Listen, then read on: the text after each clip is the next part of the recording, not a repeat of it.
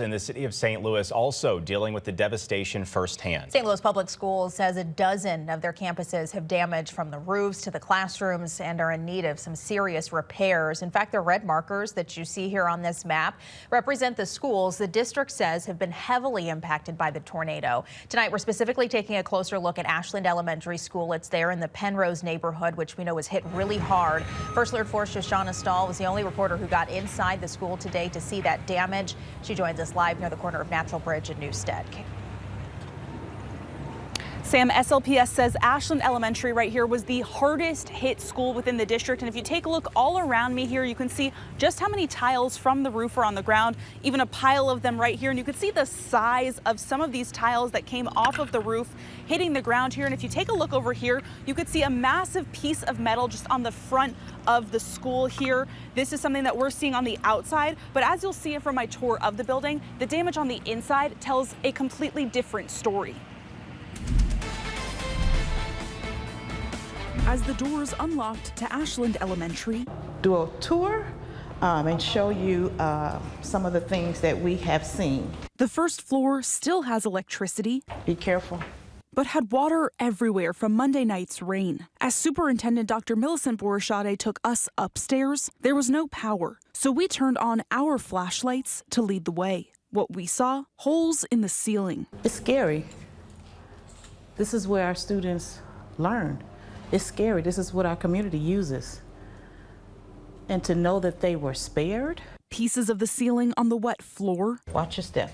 As we went into classrooms. This was a window. It says Ashland Preschool. Books on a cart showing what kids would have been reading, but the roof above it completely gone. This is just sad. Sad. We've got a lot of work to do. A clock on the wall, stopping time at 3:16 p.m. It's just a reminder that just a few days ago, we had people in this building at that time, and they were able to get out safely. I don't think people realize that life was happening around, and they were in the midst of a storm. An emergency drill plan still hanging on the wall. Thank God that we have tornado drills, fire drills. We have those drills monthly so that students and staff will know how to respond. Piles of bricks and a torn down light panel, busted out windows, pieces of the roof covered in tarp, and ceiling tiles dangling down tell the story of Ashland surviving the storm. But with a new school year just months away. To get school back up and running in this building, it's going to be a miracle, a real miracle. So we have to go to the table, sit down and think about what needs to happen, because I don't want anybody to rush and put things back together. I don't want any patchwork.